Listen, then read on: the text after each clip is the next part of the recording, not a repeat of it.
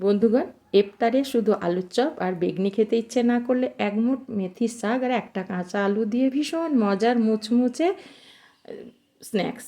আর এই জন্য আমি প্রথমে নিয়েছি মেথির শাক। এক মুঠ আমি মেথির শাকটাকে ধুয়ে পরিষ্কার করে কেটে নিয়েছি ছোট ছোট করে।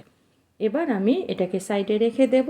এবার আমি নিয়েছি একটা কাঁচা আলু। কাঁচা আলুটাকে আমি ছিলে নিয়েছি, এবার জলের মধ্যে রেখে দিয়েছি। এবার আমি একটা গ্রেটার দিয়ে মোটা সাইডটা দিয়ে আমি এভাবে গ্রেট করে নেব, যাতে আলুগুলো লম্বা লম্বা পাতলা পাতলা হয়। পুরো আলুটাকে আমি গ্রেট করে নিলাম। এবার এটাকে আমি 3-4 বার জল পাল্টিয়ে ধুয়ে নিয়ে একটা স্ট্রেনারের মধ্যে ছেঁকে নেব। আলুটাকে আমি একটা বাটির মধ্যে নিয়ে নিলাম। এবার এখানে দিয়ে দিলাম আমি 1 চামচ কুচানো রসুন, আর দিয়ে দেব আমি লম্বা লম্বা করে পাতলা পাতলা করে কেটে নিয়ে আদা কুচিয়ে নিয়েছিলাম, একদম পাতলা, যেমন আলুটা পাতলা ঠিক ওই রকম করে। এবার আমি দিয়ে দিলাম এখানে পরিমাণ মতো কাঁচা লঙ্কা কুচোনো, ঝালটা আপনাদের মতো দিয়ে নেবেন। আর লম্বা লম্বা করে কেটে নেওয়া পেঁয়াজ একদম পাতলা করে। এবার আমি এখানে দিয়ে দিলাম গোটা জিরে, আর এখানে আমি দিয়ে দিলাম গোটা জোয়ান আর চিলি ফ্লেক্স আর পরিমাণ মতো লবণ। এগুলোকে দেওয়ার পর আমি মেথির শাকটাকে দিয়ে দেব। সমস্ত শাকটাকে আমি দিয়ে দিলাম। এবার এটাকে আমি মিশিয়ে নেব। চামচ দিয়ে অসুবিধা হচ্ছে, সেই জন্য আমি চামচটা সরিয়ে দিলাম। এবার হাত দিয়ে চেপে চেপে আমি মিশিয়ে নেব। এটা আমি চেপে চেপে মিশিয়ে নিলে এর লবণটা সমস্ত উপকরণের সঙ্গে মিশে যাবে, আর ওই শাক থেকে আর আলু থেকে জল বেরাবে।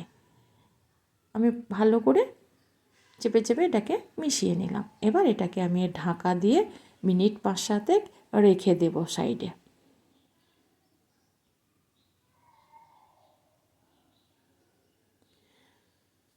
5 মিনিট পর আমি ফিরে এলাম। দেখুন বন্ধুরা, যেহেতু লবণ দেওয়া আছে সেহেতু জল ছেড়েছে, বেশ খানিকটা জল বেরিয়েছে। এবার আমি এখানে আর কোনো জলের ব্যবহার করব না। এবার এখানে আমি দিয়ে দেব 5 চামচ মতো চালের গুঁড়ো, আর আমি আরও নিয়েছি, যদি দরকার হয় তাহলে আর পরে ব্যবহার করব। এবার আমি এখানে দিয়ে দেব 3-4 চামচ বেসন।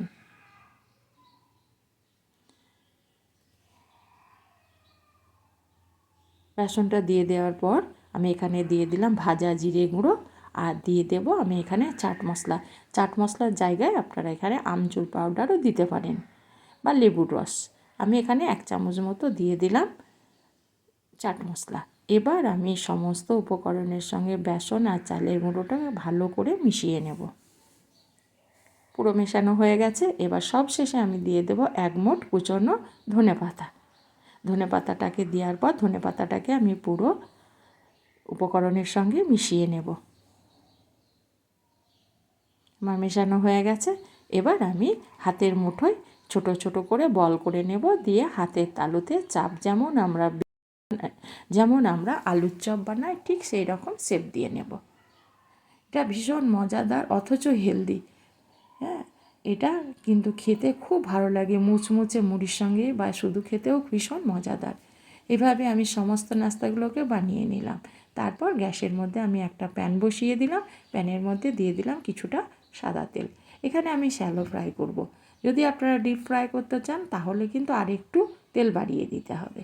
এবার আমি তেলটাকে ভালো করে গরম করে নিয়েছি, দিয়ে এক এক করে এই স্ন্যাক্সগুলোকে ছেড়ে দিয়েছি। এবার গ্যাসটাকে মিডিয়াম থেকে লোতে আমি এগুলোকে ভাজবো। একদম পুড়িয়ে ফেলবো না লাল করে, গ্যাস বাড়িয়ে দিয়ে আবার একদম কম আঁচেও আমি এটা ভাজবো না। এবার অল্প অল্প করে তেল উপরে ছড়িয়ে দেব, দিয়ে এগুলোকে আমি মিডিয়াম আঁচে ভেজে নেব।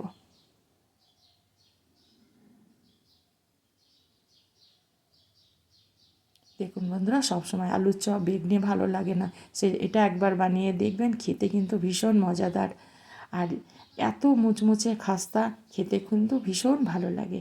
এবার আমি এইভাবে ঘুরিয়ে ফিরিয়ে উঠিয়ে নিলাম, ভেজে উঠিয়ে নিলাম। এক ব্যাচ আমার ভাজা হয়ে গেছে। ঠিক একইভাবে আমি আবারও গ্যাসটাকে মিডিয়াম রেখে বাকিগুলো আমি এইভাবে ঘুরিয়ে ফিরিয়ে ভেজে নেব। মুড়ির সঙ্গে কিংবা যে কোনো সস, টমেটো সসের সঙ্গে খান, খেতে কিন্তু ভীষণ মজাদার। এভাবে এগুলোকে আমি মিডিয়াম আঁচে ঘুরিয়ে ফিরিয়ে ভেজে নেব।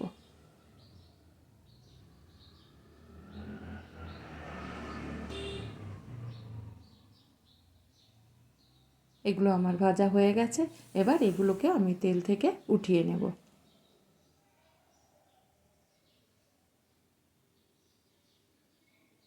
আর যদি আমার ভিডিওটা ভালো লেগে থাকে তবে অবশ্যই একটা লাইক করবেন, আর লাইক করে আমার চ্যানেলটিকে সাবস্ক্রাইব করবেন বন্ধুরা। সমস্তগুলোকে আমি উঠিয়ে নিলাম, এবার আমি স্ন্যাক্সগুলোকে একটা প্লেটের মধ্যে উঠিয়ে নেব। কত লোভনীয় আর কত টেস্টি, না বানালে বা না দেখলে আপনারা বুঝতেই পারবেন না। একবার বানিয়ে দেখুন অবশ্যই, আর কমেন্টে অবশ্যই আমাকে বলবেন কেমন।